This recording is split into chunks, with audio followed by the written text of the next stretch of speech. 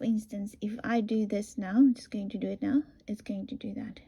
I want to wait a few seconds because I want a little bit more control over my amount of pigment that I drop in, like this. So when you, if you do it when there's too much water, it will just go over the whole petal, so it will just spread over the whole petal. I want to wait a second and then only drop it in once it's a little bit more dry, and I can play around and move the pigment around and darken certain sections. Like, yeah, I want it to look like little folds, deeper little folds in the petal, and this is how you create it with a little bit more of a darker pigment like this. And then I'm just going to pull it in there, and then I'm going to leave it to dry.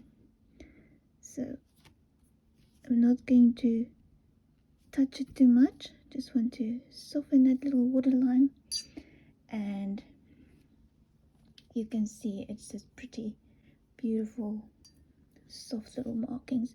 On this one here, I'm going to wet this whole petal here now, like this.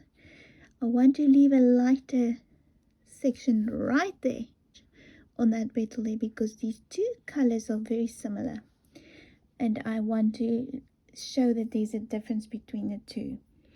So what I'm going to do is, again, a mix of my paint. I'm going to wait a second.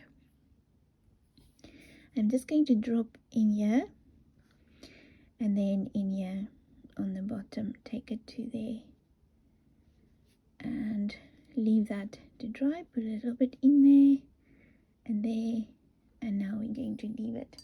I'm going to wipe my brush on some tissue paper and just lift some out.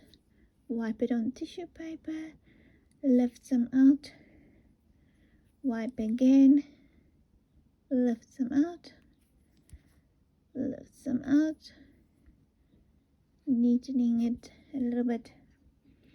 Okay, so now I see that this section here, just want to feel if it's dry. I want to wet this section here. Wait a second, wait a little bit longer, because it's too wet. You'll see now if I do this, it's a little bit too wet still. It's just going to flood there. So I'm going to touch it all the time till I'm happy. Just dab it on your paper, and I want to darken just in the center there.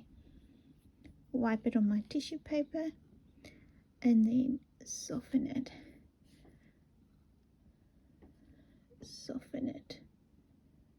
There you go.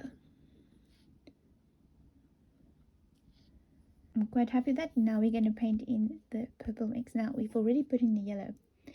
If you mix these colors together when it's wet, it will just create a brown mix or green mix, like a weird mix. I would say it's like a very weird mix. So we don't want that. So what I can do now is, this is completely dry, that section there. So I want quite a thick consistency of paint. I would say very creamy, like that, very creamy.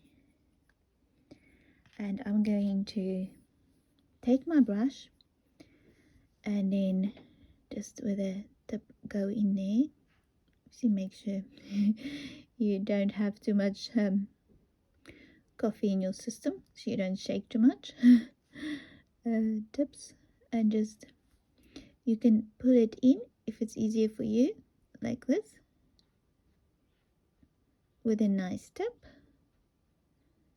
Okay, and just carry on, because we want nice little sharp points like those are there. These are going into the yellow.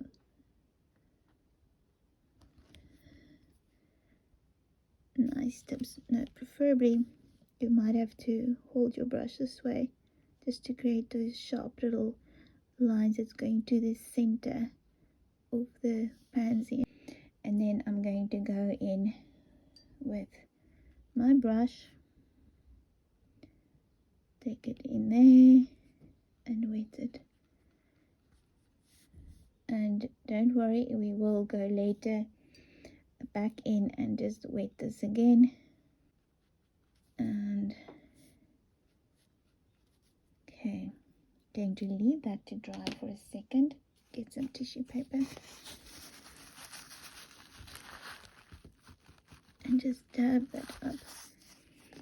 So what I'm going to do is I'm going to try and rub out some of the pencil markings here, and then this side just want a darker little line here, and make like little wiggly petals on there.